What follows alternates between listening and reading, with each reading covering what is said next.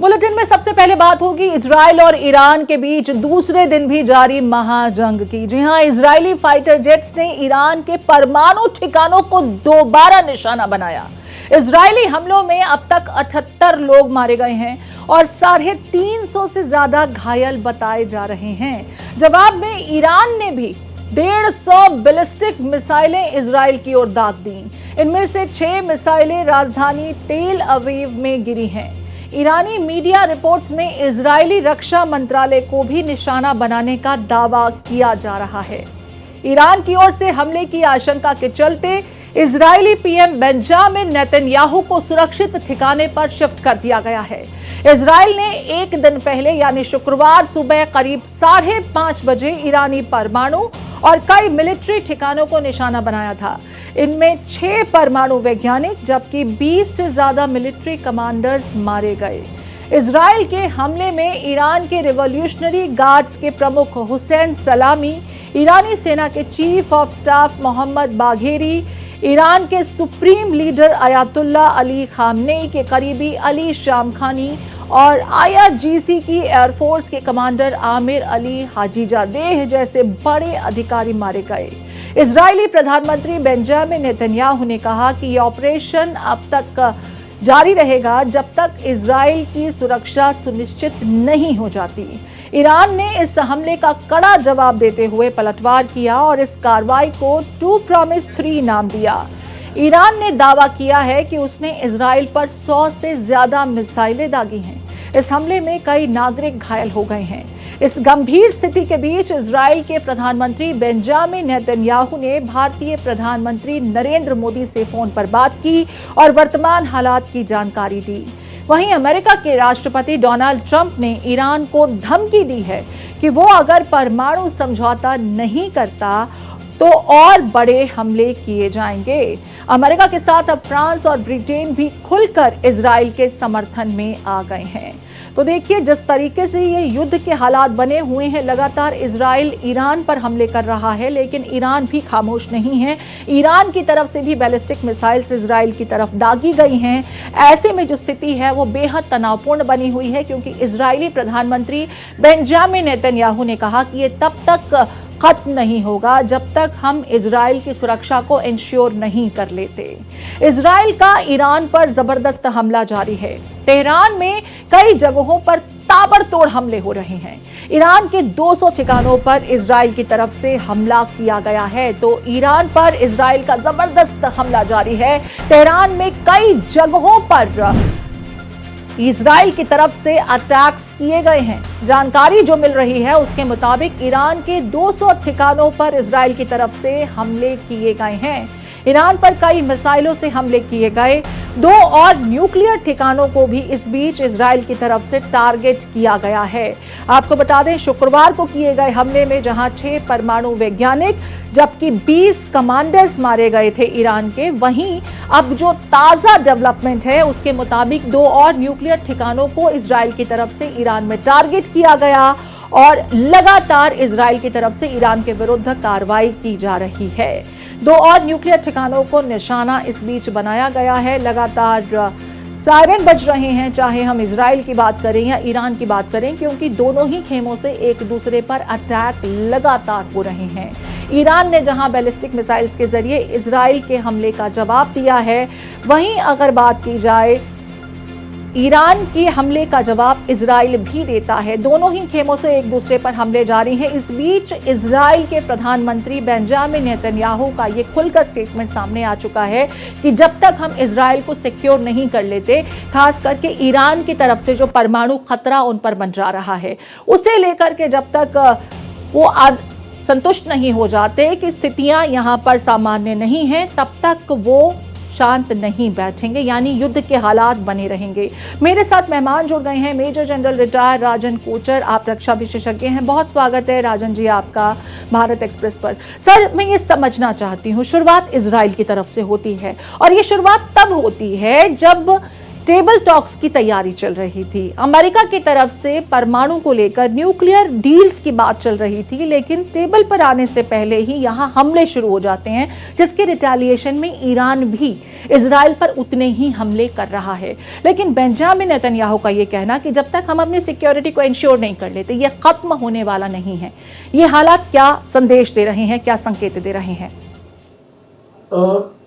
देखिए, काफी देर से 2-3 महीने से हम देख रहे थे, बातचीत चल रही थी यूनाइटेड स्टेट्स की और ईरान की कि वो डील पे साइन अपना कर दें। और बार बार हमने ये भी देखा कि ट्रम्प से भी कुछ स्टेटमेंट्स आ रही थी कि अभी ईरान इनकार कर रहा है साइन करने के लिए और 60% एनरिचमेंट पे यूरेनियम के वो मान ले रहा है जी।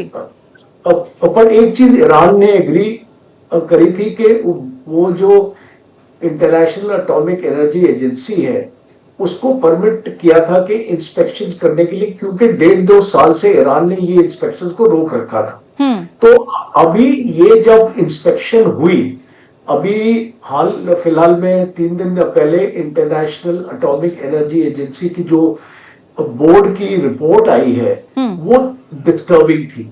उस रिपोर्ट पे इसको ये मेंशन हुआ था कि ये खबर ये है कि ईरान ने तकरीबन 400 केजी एनरिच्ड यूरेनियम का स्टॉकपाइल बना लिया है और ये जो स्टॉकपाइल है ये 60% एनरिचमेंट से ज्यादा है और आने वाले वक्त में कुछ ही हफ्तों में ईरान के पास कैपेबिलिटी है कि न्यूक्लियर बॉम्ब बनाने की। दूसरी इंपॉर्टेंट रिपोर्ट आई थी जो IAEA ने इसको जाहिर की थी सामने कि एक थर्ड यूरेनियम एनरिचमेंट साइट का जो उनको पता चला है, क्योंकि पहले हमको ऐसा लग रहा था कि नेतांज एक जगह है और इसफाहान ये जगह। अभी एक तीसरी जगह फर्दों की बात हो रही है, वहां पे IAEA ने बताया कि एक third uranium enrichment site locate की गई है, जिसका जिक्र ईरान ने अपनी रिपोर्ट में नहीं किया था IAEA को। इसका मतलब कि ये इंफॉर्मेशन छुपाई गई थी जी। तो जब इस टाइप की अब रिपोर्ट्स आएंगी कि एक देश एक तरफ तो आप बात करते हैं, एक तरफ से आपको एक अश्योरेंस मिल रही है कि हम एक न्यूक्लियर बॉम्ब नहीं बनाएंगे, दूसरी तरफ आप चोरी छुपे अपने एनरिचमेंट्स को बढ़ा रहे हैं, अपना स्टॉकपाइल्स को बढ़ा रहे हैं और थोड़ी ही देर में आपके पास एक न्यूक्लियर बॉम्ब आ जाएगा। तो अब एक स्टेज आ गई कि मामला बातचीत से हल नहीं हो रहा और इसीलिए इजराइल के ऊपर बहुत प्रेशर था इस ये जो अटैक्स को शुरू करने के लिए। इसकी ऑलरेडी तैयारी कुछ महीनों से हो चुकी थी। अगर हम ये मान के सोचे कि ये attack all of a sudden हुआ है, ऑल ऑफ अ सडन नहीं हुआ है। तैयारी इसकी ऑलरेडी पहले से हो चुकी थी। 2 इंडिकेटर्स मैं आपको देना चाहता हूं इसका यूएस इन्वॉल्वमेंट के। फर्स्ट इंडिकेटर है कि 2 हफ्ते पहले इसको यूएस ने जॉर्डन में अपना F-15 का एक स्क्वाड्रन अपने एयरबेस में प्लेस किया है। तो इसका जो है क्या मकसद है आप इसको समझ सकते हैं जी। दूसरा जो खबर ये है कि 15 दिन पहले या 20 दिन पहले यूएस ने जो ईरान का इजराइल का आयरन डोम था उसको रिप्लेनिश किया है अपने इंटरसेप्टर से और इसको इजराइल को काफी स्टॉकपाइल दिया है यूएस इंटरसेप्टर्स का वो उनके एयर डिफेंस के लिए। तो ये 2 चीजें अगर हम अपने जहन में रखें तो आपको समझ आ जाएगा कि पूरी तैयारी हो रही थी इस लड़ाई की और अब ये छिड़ चुकी। और जो स्टेटमेंट नेतन्याहू से आ रही है वो ये आ रही है कि ये कोई एक छोटा मामला नहीं है कि आपने जो एयर स्ट्राइक कर दी एक बार 2 बार, इसको जैसे हमने ऑपरेशन सिंदूर में देखा था कि 2-3 बार के बाद ये चीज रुक गई। ये अभी रुकने वाली बिल्कुल, नहीं है। नेतन्याहू ने जब खुल तक- करके कहा है कि ये जब रुकेगा तक ईरान नहीं, हम साइन नहीं तब करे। तक नहीं रुकेंगे जब तक हम खुद को सिक्योर नहीं कर लेते, खास करके परमाणु थ्रेट से, जिसका जिक्र आप भी कर रहे हैं कि ईरान ने कुछ तो यहां पर जाहिर किए लेकिन कुछ इंफॉर्मेशन हाइड की थी जो उसकी मंशा पर सवाल खड़े करता है। सर, लेकिन अभी आपने लेबनान का जिक्र किया, जॉर्डन और लेबनान को लेकर के एक इंफॉर्मेशन मिल रही है कि एक तरफ तो ईरान इजराइल पर जवाबी हमले कर रहा है, लेकिन जॉर्डन और लेबनान से भी इजराइल पर हमले हो रहे हैं। कुछ इनपुट्स इस संदर्भ में भी मिले हैं। यह युद्ध सिर्फ इजराइल और ईरान के बीच नहीं रहने वाला। अमेरिका जहां इजराइल को पूरा बैक दे रहा है, वहीं ब्रिटिश अगर बात की जाए तो वहां से भी जो गवर्नमेंट है, इंडिकेशंस मिल रहे हैं कि वो इजराइल के साथ खुल करके आके खड़े हो गए हैं। लेकिन चीन सरीखे जो देश हैं वो ईरान के साथ खड़े हो रहे हैं, यानी टेंशन अभी और बढ़ने वाला है। और दो फाड़ में यहाँ पर मैं जो स्थितियां हैं, विश्व की कुछ ताकतें वो होती नजर आ रही हैं। देखिए प्रीति जी, ये बहुत अच्छा पॉइंट आपने अभी किया कि इस लड़ाई में कौन किसके साथ खड़ा रहेगा। जी, ये अभी दो चीजें हैं। एक तो जो आप अपनी स्टेटमेंट देते हैं कि हम ईरान के साथ हैं, हम इसको कंडेम करते हैं इजराइल को, जो कुछ देश ऐसे हैं वो स्टेटमेंट्स देते हैं, पर वो इस लड़ाई में शामिल नहीं हो जी, बिकॉज मोस्ट इंपॉर्टेंट है। देखिए, आपने ऑपरेशन सिंदूर में भी देखा कि बहुत लोगों ने भारत के लिए स्टेटमेंट दिया था पर भारत के साथ नहीं खड़े हुए।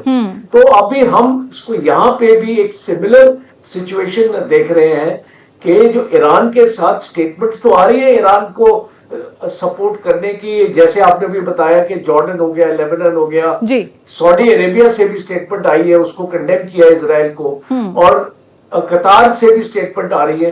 तो इस टाइप की स्टेटमेंट्स आएगी। बट आपको एक चीज का ध्यान रखना है, यहाँ पे 8 यूएस एयर बेसेस हैं जी, और अगर मैं आपको इसको बताऊं कि कहाँ पे हैं, तो आपको अपने आप ही ये पता चल जाएगा कि ये जो देश हैं ये ईरान की मदद नहीं कर सकते और चाहते हुए भी नहीं कर पाएंगे। आपका कतार में अमेरिकन एयरबेस है, कुवैत में है, बहरीन में है, सऊदी अरेबिया में है, यूएई में है, जॉर्डन में है, इराक में है और टर्की में है। अब जब ये 8 कंट्रीज में, मिडिल ईस्ट में, वेस्ट एशिया में एक यूएस एयर बेसेस हैं, उनके एयर एसेट्स हैं यहाँ पे, और कतार में तो 10,000 सोल्जर्स भी हैं अमेरिका के। तो ये जब आप पूरे इसका जो पॉलिटिकली इसको अंडरस्टैंड करने की कोशिश करेंगे, तो ये जो देश है अमेरिका को नाराज नहीं कर सकते हैं जी, क्योंकि प्रोटेक्शन अमेरिका कर रहा है। ये जो एयर बेसिस क्यों रखे हुए हैं इन देशों को प्रोटेक्ट करने के लिए, बिकॉज उनके पास इतना एयर पावर नहीं है, उनके पास वो मिलिट्री स्ट्रेंथ नहीं है कि वो अपने आप को प्रोटेक्ट कर सके। जी, तो इस यहाँ पे एयर बेसिस आपके रखे हुए हैं। इसीलिए मैं ये मानता हूं कि ये लड़ाई ईरान को खुद ही लड़नी पड़ेगी, क्योंकि रशिया यूक्रेन की लड़ाई में मसरूफ है। बिल्कुल, युद्ध वो इतना इसको ज्यादा इसकी हेल्प नहीं कर पाएगा। ऑलरेडी वो कमजोर हो चुका है इकोनॉमिकली भी, उसके ऊपर सैंक्शन भी लगे हुए हैं और चाइना यहां से दूर रहने की कोशिश करेगा। आपने अभी देखा कि चाइना और यूएस का एक ट्रेड का समझौता भी हुआ है, टैरिफ्स के ऊपर भी फैसला हो चुका है। इंडो पैसिफिक में चाइना का थ्रेट है, चाइना को थ्रेट है, तो वो इसको वहां से अपनी फौजों को इसको मूव नहीं कर सकता और ना ही कोई ऐसा मेजर इक्विपमेंट हमको दिखता है ईरान को मिलेगा। तो आज की जो इंटेलिजेंस रिपोर्ट ये है कि ईरान के पास 6 लाख मिसाइल्स हैं। तो अगर इस लड़ाई को लंबा भी हम सोचते हैं कि खींच जाएंगे, तो ईरान इसको खींच सकता है। ठीक है, ईरान उसे खींच तो सकता है, लेकिन कितना डैमेज वो झेलने के लिए तैयार है, क्योंकि जिसका जिक्र सर आप भी कर रहे हैं, इजराइल के साथ अमेरिका खड़ा है और उसके एयर डिफेंस सिस्टम को अमेरिका मजबूत लगातार कर रहा है। और ट्रंप की तरफ से बार बार ईरान को यह कहा जा रहा है कि दूसरा मौका मिल सकता है, लेकिन उसे टेबल पर आकर बातचीत करनी होगी परमाणु के संदर्भ में, न्यूक्लियर के संदर्भ में, और तभी उसे फिलहाल इस स्थिति से बाहर निकालने की दिशा में अमेरिका कुछ मदद करेगा। बहुत महत्वपूर्ण जानकारी आप दे रहे हैं। इस बीच आपको बता दें, ईरान का इजराइल पर जवाबी हमला देखने को मिला है। ईरान ने तेल अवीव पर हमला किया है। 100 से ज्यादा ड्रोन्स के जरिए इजराइल पर हमला किया गया है और ईरान का यह बड़ा दावा कि उसके इस हमले में इजराइल का परमाणु रिसर्च सेंटर तबाह हो गया है। तो इजराइल पर भी ईरान की तरफ से हमले किए जा रहे हैं। हालांकि अमेरिका का जो डिफेंस सिस्टम इजराइल को प्रोटेक्ट कर रहा है वो काफी हद तक हवा में ही ईरान के बैलिस्टिक मिसाइल्स को ध्वस्त करने में कामयाब रहा, लेकिन फिर भी 6 मिसाइल्स जो हैं तेल अवीव में गिरे हैं। यरूशलेम से भी ऐसे रिपोर्ट सामने आई हैं। इस बीच जो ईरानी मीडिया है उसके हवाले से जो जानकारी मिल रही है कि इजराइल का परमाणु रिसर्च सेंटर ईरानी अटैक में तबाह हुआ है। 100 से ज्यादा ड्रोन अटैक्स की बात ईरान की तरफ से इजराइल पर की गई है। मेरे साथ लगातार राजन कोचर जी बने हुए हैं, आप रक्षा विशेषज्ञ हैं। सर, यहाँ पर हम क्योंकि कुछ देशों का जिक्र कर रहे थे, भारत के संदर्भ में यह सवाल करना जरूरी हो जाता है क्योंकि भारत के संबंध जहां इजराइल के साथ काफी अच्छे हैं, वहीं ईरान के साथ भी हमारे संबंध अच्छे ही हैं। हालांकि इजराइल के पीएम नेतन्याहू के साथ प्रधानमंत्री नरेंद्र मोदी की इन्हीं हमलों के बीच बातचीत होती है, जिन्होंने उन्हें तमाम ताजा घटनाक्रम से अवगत कराया है। हमारा स्टैंड इस पूरे मुद्दे पर क्या कुछ रहेगा, क्योंकि दोनों ही देशों के साथ संबंध हमारे बेहतरीन रहे हैं। ऐसे में हमारी डिप्लोमेटिक नीति क्या होगी? हमको एक न्यूट्रल स्टैंड हमको रखना पड़ेगा, क्योंकि चाबार पोर्ट में आप जानते हैं कि हमारे स्टेट्स हैं वहां पे ईरान में, और हमारी एक प्राइवेट कंपनी है जो उसको मैनेज कर रही है, और एक काउंटर है हमारे लिए जो आपका ग्वादर पोर्ट में चाइना आ गया है और पाकिस्तान का है। तो चाबार पोर्ट के लिए हमको बहुत एक स्ट्रेटेजिक हमारे लिए वो एक पोर्ट है, और हमारे जो रिलेशंस है ईरान के साथ वो अच्छे हैं। हम उनसे ऑयल लेते आए हैं और हमारी जो 80% हमारी इंपोर्ट होता है ऑयल, तो अब सैंक्शंस के बाद हमने कम कर दिया, बट फिर भी हम डिपेंडेंट रहते हैं ईरान से, और हमारे अच्छे म्यूचुअल अपने रिश्ते हैं। अब